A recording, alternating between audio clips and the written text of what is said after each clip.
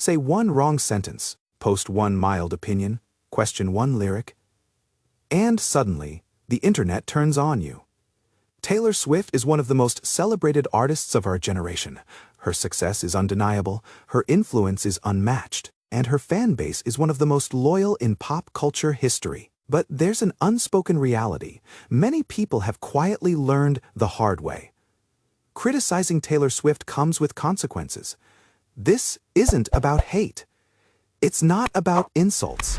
It's not even about negativity. It's about fear. Fear felt by journalists before publishing reviews. Fear felt by creators before uploading videos. Fear felt by casual listeners before posting a tweet. And the question nobody wants to ask out loud is simple. Why, it usually starts with something harmless. Our reviewer gives a balanced opinion, praise mixed with critique. A comedian makes a light joke. A music fan says, "This album didn't connect with me." Nothing extreme. Nothing disrespectful. Yet within minutes replies pour in. Thousands of them, accounts you've never seen before. Screenshots taken, posts dissected, motives questioned. Suddenly, the conversation is no longer about music. It's about loyalty. And loyalty, in this space, is closely watched. Over time, people began noticing a pattern.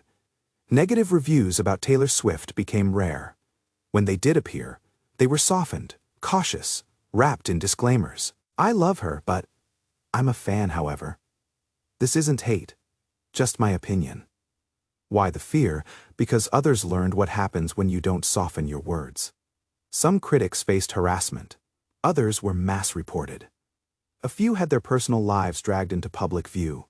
What started as commentary escalated into personal attacks, and the message spread quietly but effectively. It's safer not to criticize at all. This fear didn't come from Taylor Swift herself. It came from the ecosystem surrounding her. An ecosystem built on emotional connection. Taylor's music feels deeply personal to millions of people. Her lyrics tell stories of heartbreak, betrayal, growth, and resilience. Fans don't just listen, they relate. And when something feels personal, criticism feels personal too. So fans react. Not as listeners, but as protectors. And protection, when unchecked, becomes enforcement. Over time, an invisible rulebook formed. You can criticize the industry, just not her. You can discuss pop culture, just don't question her motives. You can analyze music, as long as the conclusion is praise. Cross those lines, and you may find yourself overwhelmed. This dynamic created an unusual shift in media behavior. Some journalists admitted they avoided covering her. Critically content creators added disclaimers before mentioning her name. Podcasters disabled comments on episodes involving her. This wasn't censorship by law, it was self-censorship by experience. And that's what makes this phenomenon so powerful. Nobody needed to be told to stay quiet. They learned, but the most controversial aspect came from silence. Taylor Swift often speaks about kindness, empathy, and respect. Her public messaging encourages positivity. Her fan base is frequently praised for loyalty. Yet, when backlash occurred, there was rarely a direct response. For some, that silence felt understandable. For others, it felt unsettling. Because silence, in an environment this intense, creates interpretation. Is it neutrality? Is it avoidance? Or is it simply impossible to control millions of voices? That ambiguity only fueled the fear. And then came the incidents that pushed this issue into the spotlight. A critic lost work opportunities after fan backlash. A creator deleted their account. A joke spiraled into a controversy. Each story added weight to the same conclusion. The cost of criticism had become unpredictable. This wasn't about disagreeing with Taylor Swift. It was about navigating a culture where disagreement itself felt risky. But the story doesn't end here. Because what happens when fear shapes conversation? What happens when honesty disappears? And what happens when fans themselves start questioning the environment they helped create? As the fear around criticizing Taylor Swift grew, something subtle but powerful began to change across the internet. People stopped arguing. They stopped debating. They stopped sharing honest reactions. Not because they suddenly agreed, but because disagreement felt dangerous. Public figures learned to navigate carefully. A podcaster would spend 5 minutes praising Taylor before offering a single sentence of critique. A reviewer would frame criticism as personal taste instead of analysis. A comedian would scrap jokes entirely. This wasn't admiration. It was risk management, and when fear starts shaping how people speak, culture shifts. Some creators openly admitted they had been burned before. One said their inbox filled with thousands of angry messages overnight. Another said sponsors quietly backed away after backlash. Others described the emotional toll, anxiety, stress, and the feeling of being watched. The criticism wasn't about being disliked. It was about scale. Millions of fans reacting at once can overwhelm anyone. What made this situation different from other fandoms was coordinations. Swifties didn't just respond, they mobilized.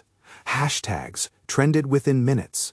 Screenshots spread across platforms. Narratives formed rapidly. Often without context, once a story took shape, it was hard to stop. And this created a chilling effect. People began asking themselves, is this opinion worth the reaction? Is honesty worth the stress? Is silence easier? For many, the answer was yes.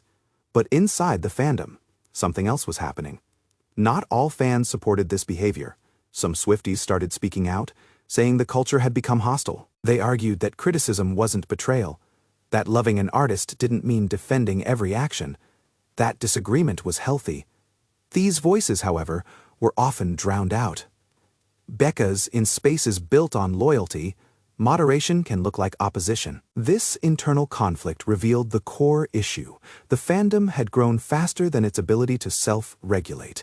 And what about Taylor herself? That question lingered in every discussion.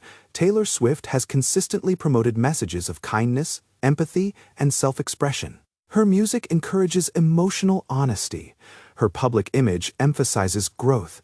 Yet when fan backlash dominated headlines, her response remained indirect.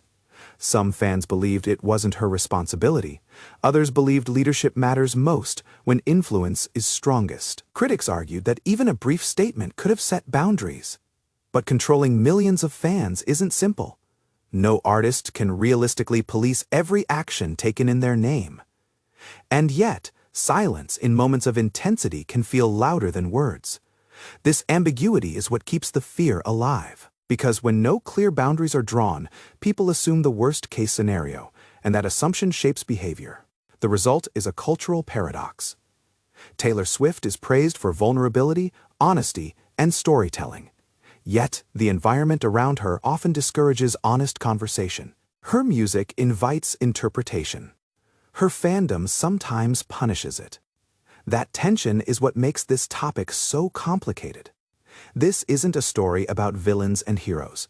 It's about modern fame, about digital power, about how algorithms reward outrage, and about how communities can unintentionally create fear while trying to protect what they love. The fear of criticizing Taylor Swift didn't appear overnight. It grew slowly through experience, repetition, and consequence. And now, it exists as an unspoken rule across the internet.